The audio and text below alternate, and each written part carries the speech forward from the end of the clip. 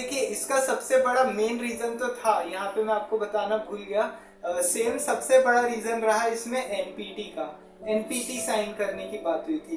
देखिए साल 1968 में ये खुली थी, नॉन कोऑपरेशन ट्रीट परमाणु संधि, परमाणु को लेके इसमें साइन की करने की बात हुई थी, जिसमें उसने भी बोला, इसमें क्या बोला गया था कि जो भी देश 1968 से पहले 1968 से पहले जिन्होंने भी 5 परमानेंट यूएन में जो देश है उनके अलावा जिन्होंने भी न्यूक्लियर डील को साइन किया हुआ है वो आगे न्यूक्लियर बम बना सकते हैं, नहीं तो उसके अलावा कोई रख नहीं सकता।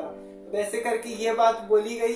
अब उसके बाद क्या हुआ, अब उसके बाद ये हुआ कि देखिए, अब उसके बाद क्या हुआ कि अभी ये बात हुई तो लेकिन इंडिया ने इस ट्रीटी को साइन करने से मना कर दिया, ये एनपीटी साइन करने से, क्योंकि इंडिया का ये कहना था कि अगर देखिए अगर हम अगर इस पे अगर साइन कर ले, ये तो 1968 से पहले की बात है, अभी 2 युद्ध तो हमने वैसे ही लड़ लिए, चीन से युद्ध लड़ लिया और एक पाकिस्तान से हमारी लड़ाई हो चुकी है।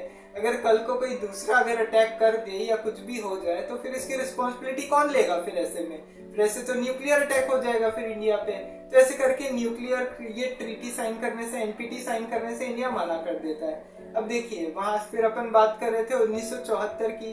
अब 1974 में ये बताया कि मैंने सफल हो गया था, तो जो सफल हुआ था, अब इसके बाद क्या हुआ था, इसका नाम दिया गया इसको स्माइलिंग बुद्धा, क्योंकि उस दिन बुद्ध पूर्णिमा थी। तो बुद्ध पूर्णिमा की वजह से जिन्होंने साइन किया था, मतलब जिन्होंने टेस्ट किया था न्यूक्लियर बॉम्ब को, विस्फोट किया था, साइंटिस्ट लोगों ने इंदिरा गांधी को फोन करके इसकी जानकारी दी थी और फोन पे इंदिरा गांधी से ऐसे बोल के बोला था कि बुद्ध मुस्कुरा गए हैं, बुद्ध मुस्कुरा गए हैं, मतलब क्या हुआ कि न्यूक्लियर टेस्ट सक्सेसफुली हो गया है। एक्चुअली उस दिन बुद्ध पूर्णिमा का दिन था, इसलिए ऐसा बोल दिया गया कि बुद्ध मुस्कुरा उठे हैं, तो इसका नाम दे दिया गया स्माइलिंग बुद्धा। तो अब उसके बाद क्या हुआ, देखिए फिर ये सक्सेसफुल हो गया। अब उसके बाद काफी टाइम तक इस पे रिसर्च चलता रहा। अब 1977 में फिर इलेक्शन हो गए। उसके पहले इंदिरा गांधी ने इमरजेंसी लगा दी थी, तो इमरजेंसी के बाद में 1977 में इलेक्शन हुए जिसमें जनता पार्टी जीत गई, जिसमें प्रधानमंत्री बनते मोरारजी देसाई।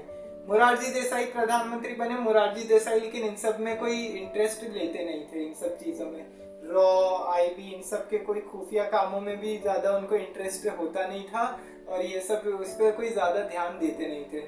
मोरारजी देसाई बने। मोरारजी देसाई ने भी सहयोगी पार्टियों से मतभेद की वजह से इस्तीफा दे दिया, फिर बने चौधरी चरण सिंह। अब चौधरी चरण सिंह पीएम बने। चौधरी चरण सिंह जब पीएम बने फिर उसमें भी मेजोरिटी में सरकार आई, फिर इंदिरा गांधी आई, राजीव गांधी आई।